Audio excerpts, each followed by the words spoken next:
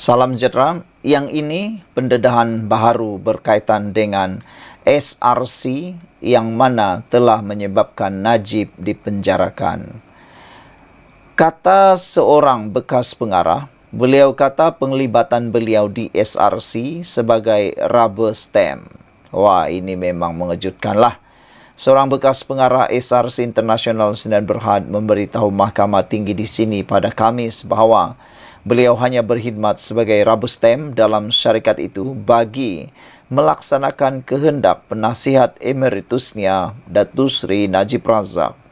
Datuk Subo Mat Yassin, 73 tahun berkata berikutan modus operandi rubber stamp itu, beliau tidak berada dalam sebarang kedudukan untuk mengesahkan sama ada menandatangani dokumen tertentu atau sama ada tanda tangannya tertera pada dokumen berkaitan SRC telah dipalsukan.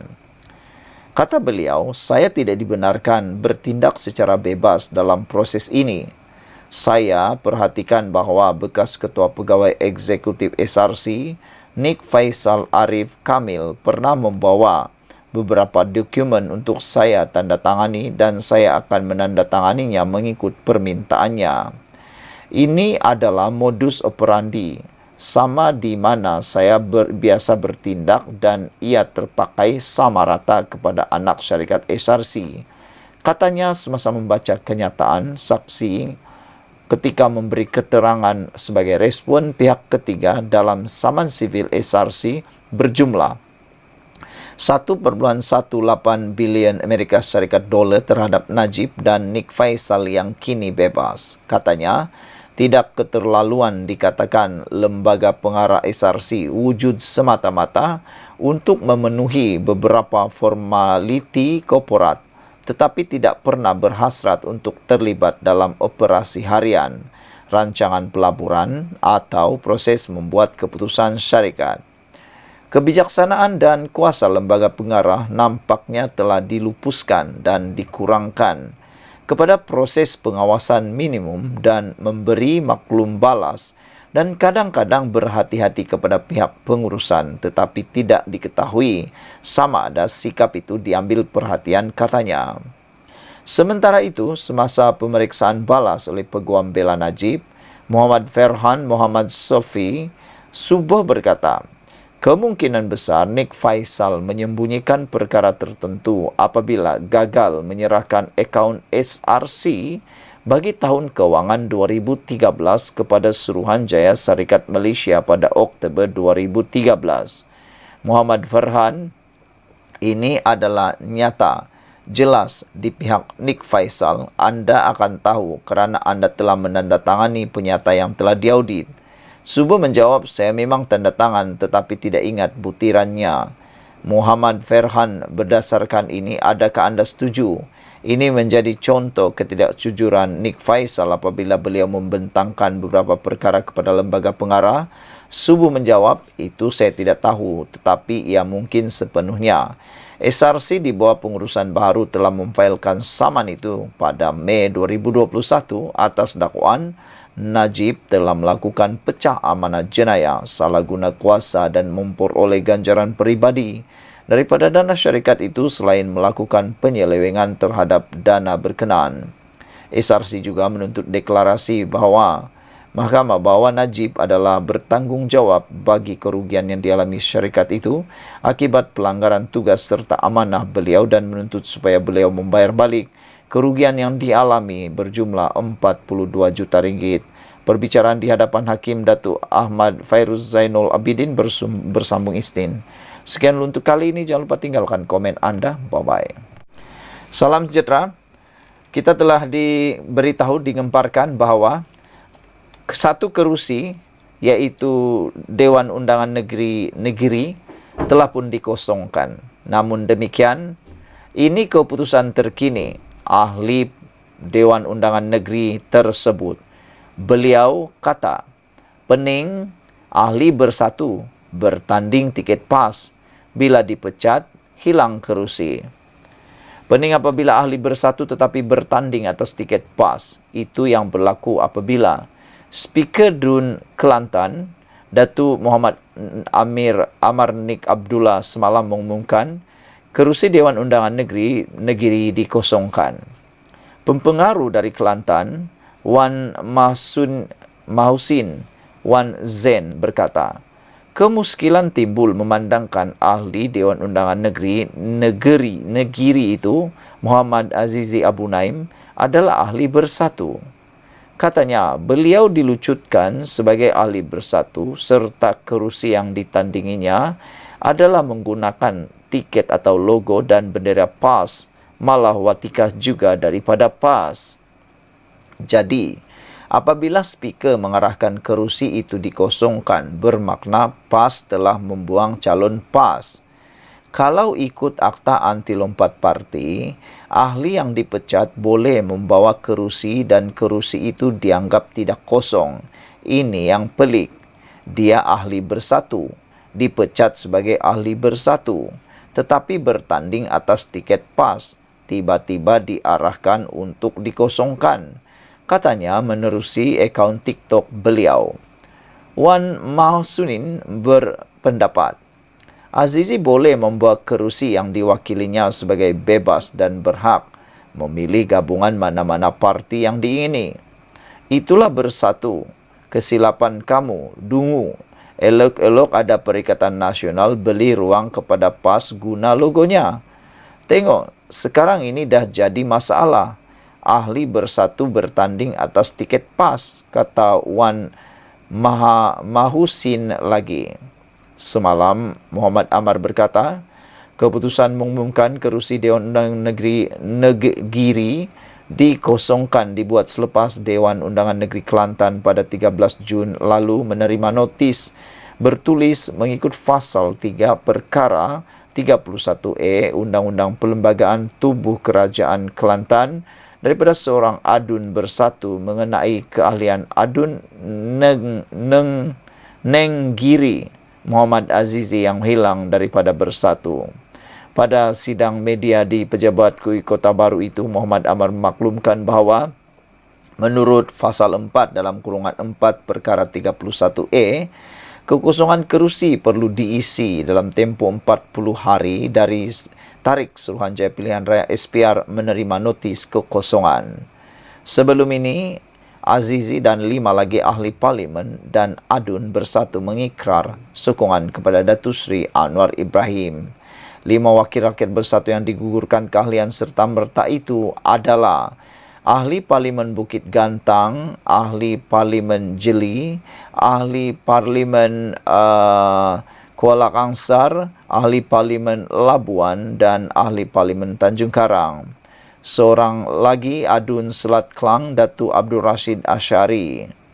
Saudara-saudara sekalian, itulah dia keputusan terkini berkaitan dengan satu kerusi Dewan Undangan Negeri di Kelantan. Salam sejahtera. Akhirnya ini keputusan terkini 6 parlimen yang melibatkan ahli parlimen bersatu. Akhirnya setelah berkali-kali menyatakan, akhirnya bersatu hantar notis mengosongkan kerusi 6 ahli parlimen kepada Speaker Dewan Rakyat.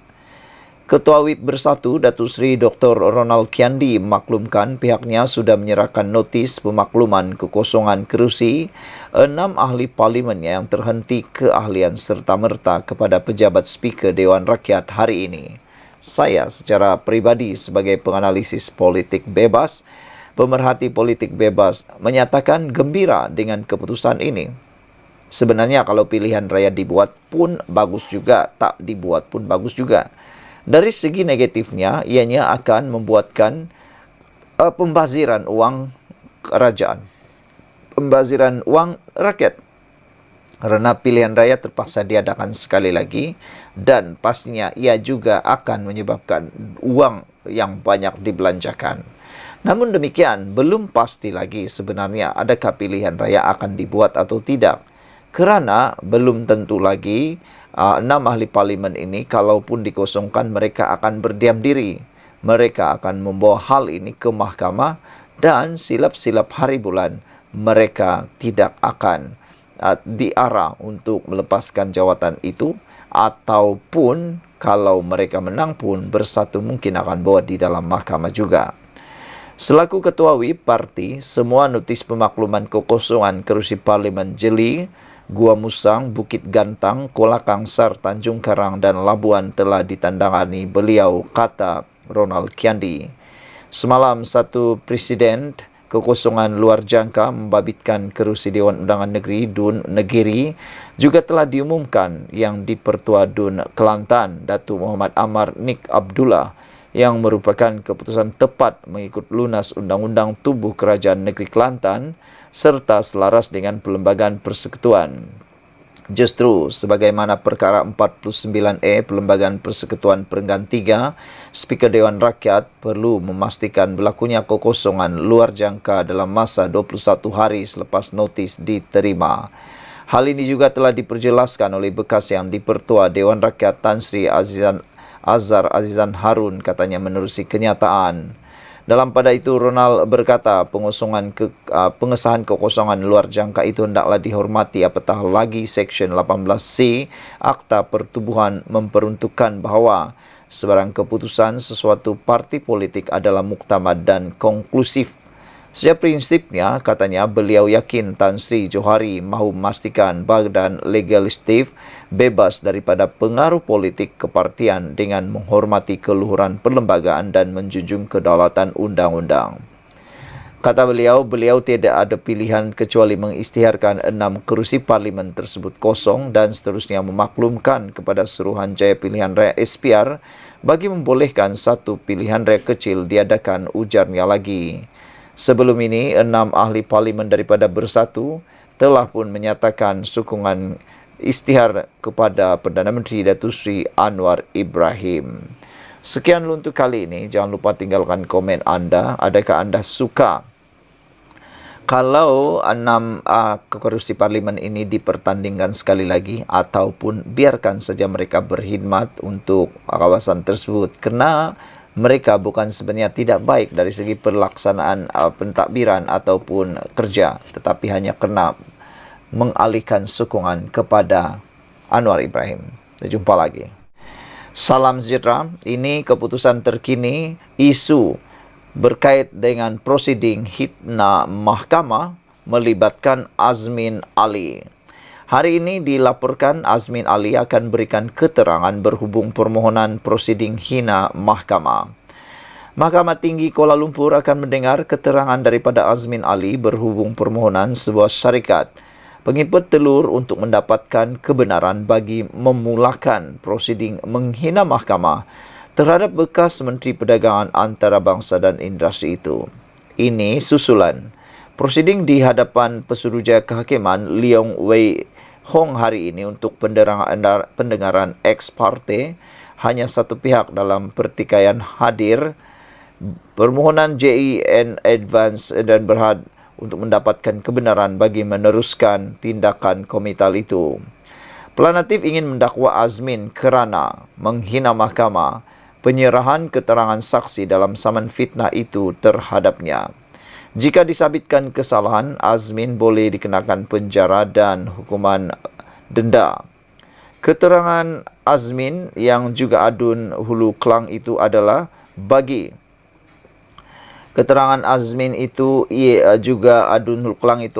perbicaraan di mahkamah bulan lepas mengenai saman fitnah syarikat itu terhadapnya berhubung isu import telur dari India.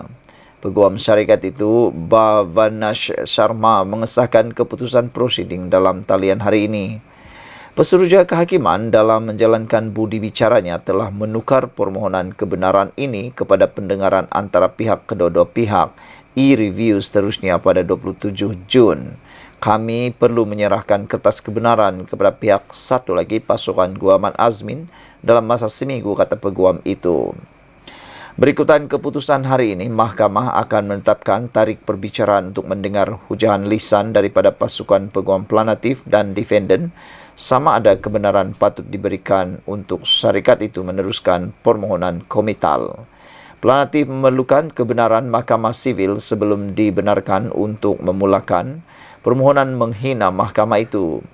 Berdasarkan salinan afidavit sokongan, Pengurus Besar JNE Advanced Tech mendakwa Azmin menyalahguna proses mahkamah dan mengganggu pentadbiran keadilan. Rajis mendakwa perkara ini berlaku apabila Azmin memfailkan keterangan saksi pada 16 Mei tahun ini, sehari sebelum perbicaraan penuh di mahkamah pada 17 Mei di hadapan Pesuruhjaya Kehakiman Leong Wee Hong. Sedangkan defendant telah memfailkan kenyataan saksi sebelum ini pada 15 tahun lepas, November 15 tahun lepas.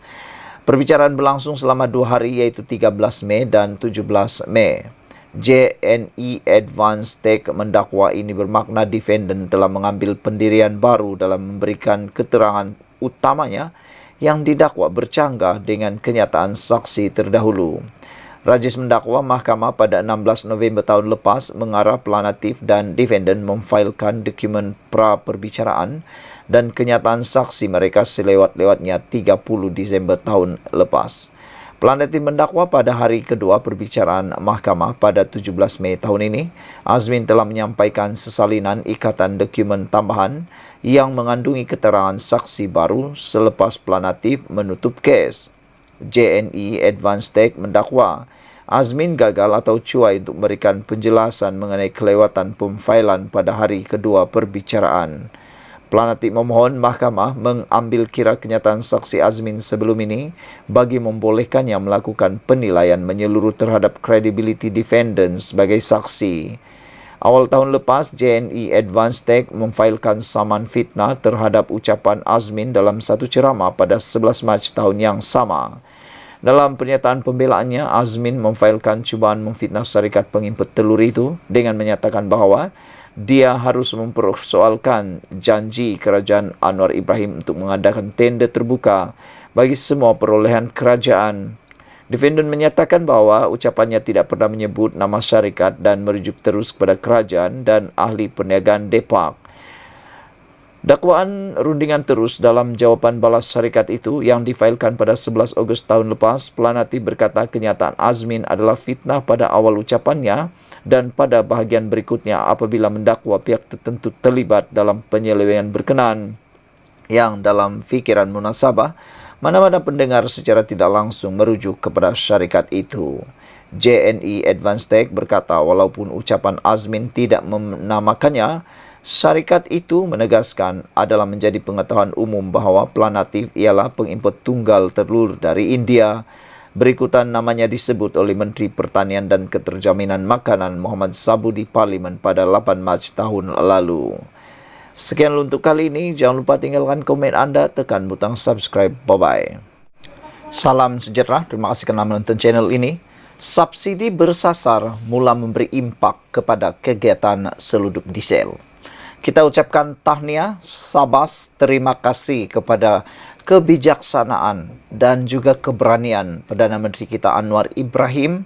Walaupun tindakan ini tidaklah popular, walaupun tindakan ini ramai yang menolak, termasuklah rakyat Malaysia, termasuklah penyokong Anwar Ibrahim yang sebelum ini kononnya setia mengikut Anwar Ibrahim, tapi ada 1-2 orang sudah yang mula sanksi dan meninggalkan Anwar Ibrahim.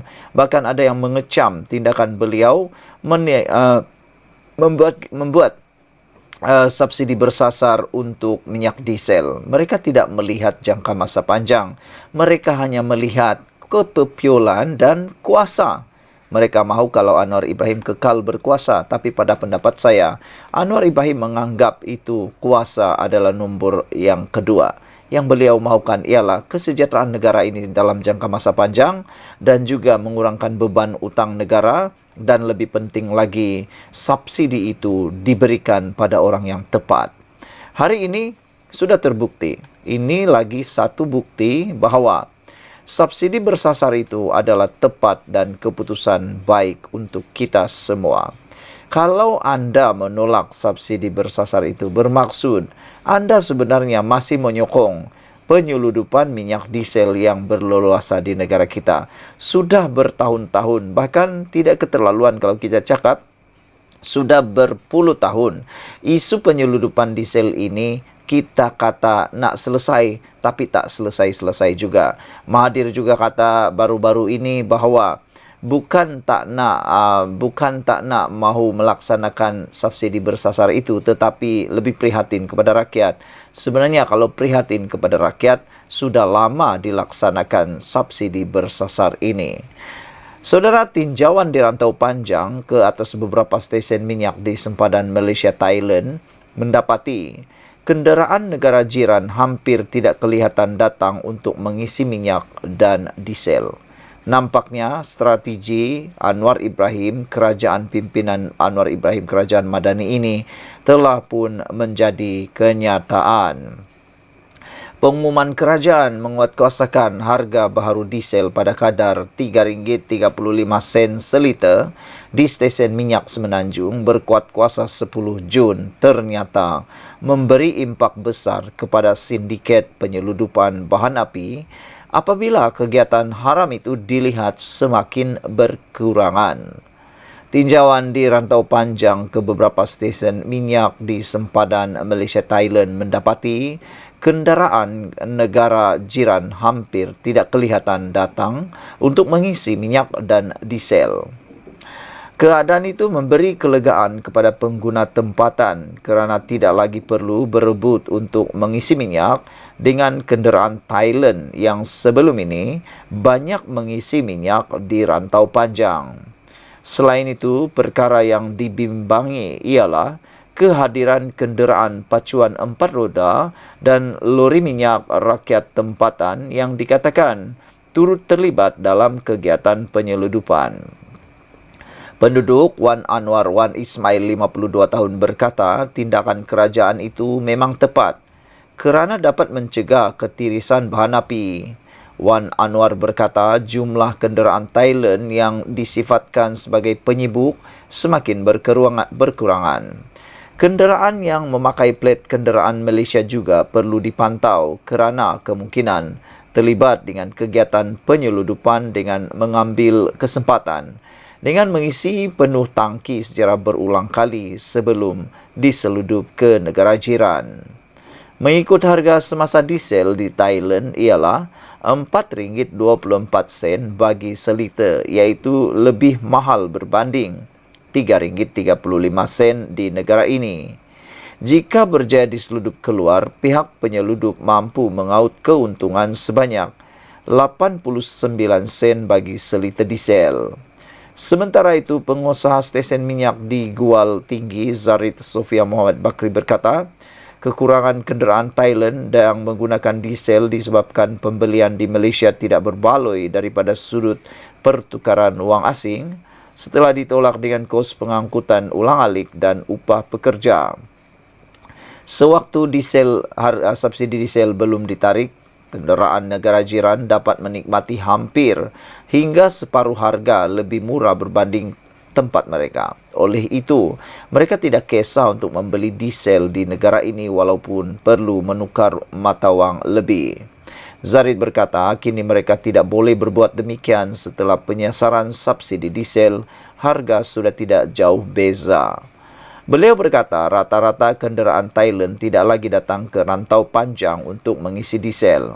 Semalam, Kementerian Perdagangan Dalam Negeri dan Kos Sara Hidup Kelantan memaklumkan bahawa mereka akan memasang kamera liter tertutup CCTV di stesen minyak di kawasan sempadan Malaysia Thailand bagi tujuan pemantauan.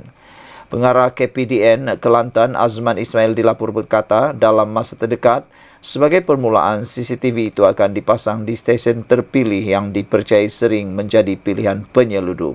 Tahniah kita ucapkan, kita jumpa lagi. Salam sejahtera. Calon Perikatan Nasional cakap tak serupa bikin. Dulu gelak besar, sekarang dia pula sorok kelayakan akademik.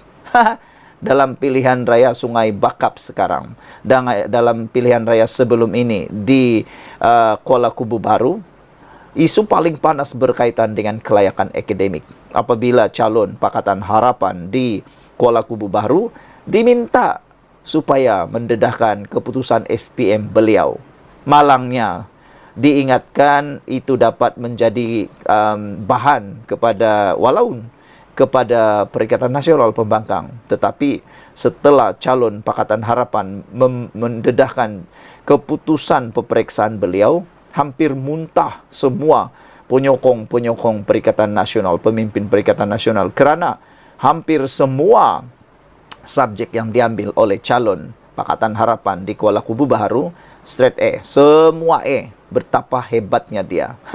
Kali ini lain pula cerita. Calon PN cakap tak serupat bikin. Dulu gelak besar, sekarang dia pula sorok kelayakan akademik. Calon Perikatan Nasional PN pada pilihan raya PRK Dewan Undangan Negeri Sungai Bakap dilihat cakap tak serupa bikin apabila pernah mengutuk musuh politiknya berhubung isu kelayakan akademik. Abidin Ismail, 56 tahun, yang juga naib yang dipertua PAS Nibung, pernah mengulas dakwaan seorang pemimpin Bersatu Pulau Pinang yang dituduh memiliki ijazah sarjana muda palsu. Masalahnya, mengapa harus menipu, itu isunya. Amat memalukan. Mereka akan sedaya upaya mempertahankan, walaupun dalam hati mereka rasa malu. Tulisnya pada tahun 2019. Saudara, walau bagaimanapun, poster Abidin sebagai calon N20 Sungai Bakap sama sekali tidak menyertakan maklumat berkenan kelayakan akademik yang dimilikinya. Nama Abidin jadi bualan orang ramai apabila diumumkan sebagai calon yang mempunyai kemampuan hebat kerana memiliki ISO 14001. Sejak saya membaca perkara ini, saya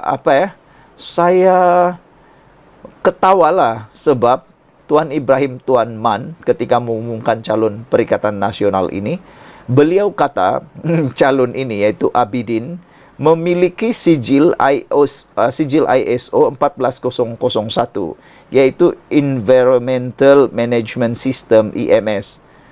Ramai orang yang memerli, bukankah sijil ISO 14001 itu hanya untuk organisasi dan kilang atau bangunan atau yang sirim? Tak tahulah sejak bila manusia miliki ISO ni. Misteri latar belakang pendidikan Abidin dilihat jauh berbeza dengan calon perpaduan Dr. Johari Arifin. Mesra dikenal sebagai Cikgu Jo, beliau merupakan bekas pengarah Institut Amiduddin Baki IAB Cawangan Utara. Cikgu Jo memiliki ijazah kedoktoran PhD dari University Science Malaysia USM. Sebelum itu, guru berkenan menuntut di University Malaya UM dalam bidang ekonomi dan pengajian Islam ijazah sarjana muda sebelum mengambil diploma pendidikan di PLI. Wow! Saudara-saudara sekalian, itulah kehebatan yang dimiliki oleh calon Pakatan Harapan ini, yaitu dengan terang-terangnya tanpa sorok-sorok telah memberitahu apakah kelayakan akademik beliau. Tambahan daripada itu, tanpa kita sedari, moderator Tanyalah Ustaz rupa-rupanya anak Cikgu Jo. Bagi penonton rancangan TV 9 Tanyalah Ustaz, penampilan moderator Dai Lukmanul Hakim tentunya menarik perhatian. Rupanya pendakwa muda itu adalah anak kepada Dr. Johari Arifin, iaitu calon perpaduan pada pilihan raya PRK Dewan Undangan Negeri Dun Sungai Bakap 6 Julai depan. Dr. Johari, yang mesra dipanggil Cikgu Jo, merupakan bekas pengarah Institut Amiduddin Baki IAB Cawangan Utara. Dr. Johari Arifin ini, kalau hampa kalian tanya, orang Sungai Bakap kenal sangatlah depa, katanya. Dia punya jiwa guru tu sampai kisah dia bagi anak murid pinjam baju kemeja dan seluar selek nak pergi temu duga, sampai masuk berita anugerah guru inspirasi. Power Cikgu Jo, tulis pengguna X, fakta bukan auta. Malam tadi, Timbalan Presiden dan Pengarah Pilihan Raya PKR Rafizi Ramli mengumumkan Cikgu Jo sebagai calon perpaduan pada PRK Sungai Bakap. Sekian dulu untuk kali ini. Jangan lupa tinggalkan komen Anda. Bye-bye. Salam sejahtera. 11 fakta dinafi golongan yang menyalak kerajaan Mahal Dahni. Penyokong pembangkang yang asik menyalak kerajaan Mahal Dahni begitu terdesak sehingga sanggup membuat dosa, makan dosa, tidur dengan dosa, menabur fitnah dan menafikan fakta yang sebenar-benarnya. Penurunan harga telur 3 sen sebiji dijadikan sindiran pembangkang ketika kononnya segala bil utility, diesel dan pelbagai jenis cukai naik. Padahal hanya orang kaya yang berhadapan dengan beberapa kenaikan tersebut. Lantaran kerajaan Madani diterajui Datuk Seri Anwar Ibrahim melaksanakan dasar yang memelihara kepentingan dan keadilan kepada segenap lapisan masyarakat atau rakyat. Saudara-saudara sekalian, berikut 11 fakta yang perlu rakyat hadam dalam menangkis propaganda jelek pembangkang seperti dirumuskan pemerhati politik Amir Hamzah. Nombor 1. 85% pengguna domestik tidak terkesan. Yang terkesan adalah isi rumah dengan bil elektrik RM220 ke atas. Ini orang kaya. Dalam sebelum itu, Lim Sian Si menyenaraikan kononnya. Nombor 1, harga elektrik naik. Nombor 2, harga air naik. Nombor 3, harga indah water naik. Keempat, harga beras naik. Kelima, cukai baru LVGT 10%, cukai baru CGT 10%, cukai baru HVGT 10%, cukai SST naik, cukai DST naik, cukai airport naik, harga diesel naik, harga telur turun 3 sen. Syukur, kata Lim Sian Si. Tapi ini yang dia tak tahu. Nombor 1, kalau Lim Sian Si kata harga elektrik naik, itu mungkin untuk dia. Mungkin dia ini adalah orang kaya yang mempunyai bil lebih RM220 ke atas. Hanya orang yang mempunyai bil lebih RM220 ke atas yang kena kenaikan bil tersebut. Sebab mereka orang kaya, subsidinya telah dikurangkan. Nombor 2, harga air bukan ditentukan kerajaan persekutuan, tetapi negeri masing-masing. Kelantan dan Kedah menaikkan juga tarif air walaupun servis teruk. Ini pun silap. Dalam kerajaan kita ini, dalam Malaysia, kita ada kuasa bersama, kuasa negeri dan kuasa persekutuan. Bekalan air diuruskan oleh kerajaan negeri, bukan kerajaan persekutuan. Jadi yang tak bijak sangat tu, boleh katalah pemikiran tak cukup tu, kenapa salahkan kerajaan persekutuan, khususnya Anwar Ibrahim? Salahkanlah kerajaan negeri anda. Salahkan kerajaan negeri yang menaikkan harga air itu. Macam di Kelantan dan Kedah, menaikkan juga tarif air walaupun servis teruk. Jadi kenapa pula disalahkan kerajaan persekutuan? Salahkanlah kerajaan yang mempunyai servis teruk air itu. Itu nombor 2. Jadi mungkin itu Lim Sian Si tidak pun tahu apa-apa. Ketiga, Charge Indah Water diumumkan oleh Tuan Ibrahim Tuan Man pada September 2022, yang mana kenaikan bermula pada Januari 2023. Jadi, janganlah meludah ke langit kena muka sendiri. Bagi Lim Sian Si ini, dia cuba mengatakan harga Indah Water naik. Sebenarnya, kenaikan harga Indah Water itu bukan dibuat oleh Anwar Ibrahim, bukan dibuat oleh kerajaan perpaduan, tapi telah diumumkan oleh Tuan Ibrahim Tuan Man pada September tahun 2022, yang mana kenaikannya hanya bermula pada Januari 2023. Jadi yang kena siapa? Anwar Ibrahim. Yang buat onar orang lain, tapi yang kena marah Anwar Ibrahim. Itulah ludah kena di muka sendiri. Cuba nak salahkan orang, tapi yang umumkan sebenarnya ialah geng kamu sendiri. Nombor 4, kalau kata harga beras naik kerana kenaikan harga beras dunia dan India membataskan ekspor beras mereka, seluruh dunia terkesan dengan kenaikan itu. Bukan di Malaysia saja, saudara-saudara sekalian. Nak buat macam mana? Nak buat macam mana? Anda jawablah sendiri. Satu cara sajalah. Jom kita ramai nanam padi. Jangan hanya import padi. Tanamlah kita ramai-ramai padi. Tapi macam mana kan? Lebih ramai orang suka pergi bandar daripada tanam padi. Itu sebabnya kita kekurangan padi. Kita terpaksa import beras daripada India. Dan kenaikan harga beras dunia menyebabkan kita turut mengalami kenaikan harga beras. Itulah sebabnya, bukan kerana Anwar Ibrahim. Kelima, cukai barang nilai rendah atau LVGT melibatkan barangan import bawah RM500 sahaja. Nombor 6, cukai keuntungan modal atau CGT telah dikecualikan bermula Januari tahun 2024. Yang ini pun dia lupa padam. Dia masih senaraikan. Rupa-rupanya bermula Januari 2024, cukai keuntungan modal CGT telah dikecualikan bermula Januari 2024. Nombor 7, cukai barang bernilai tinggi HVGT melibatkan barangan mewah seperti kapal terbang, kapal layar, jam tangan mewah. Walau ramai beli kapal terbang ke? Ini yang hadu. Aku pun tak tahulah. Yang mereka suka sangat tengok cukai barang bernilai tinggi ini naik pun meroyan marah. Kenapa? Kamu tu ada belikah kapal terbang? Ada belikah kapal layar? Ada belikah jam tangan mewah? Tak ada kan? Itu orang kaya saja. Jadi layaklah mereka diberikan cukai kenaikan itu. Walau ramai belikah kapal terbang. Nombor 8. Cukai jualan dan perkhidmatan SST hanya dikenakan kepada produk atau servis tertentu saja. Tidak melibatkan seluruh transaksi jual beli seperti GST. SST hanya dikenakan kepada produk atau servis tertentu saja. Ini pun dah diumumkan dulu. Kebanyakan yang dikena tu bukan anda yang ramai-ramai ini. Nombor 9.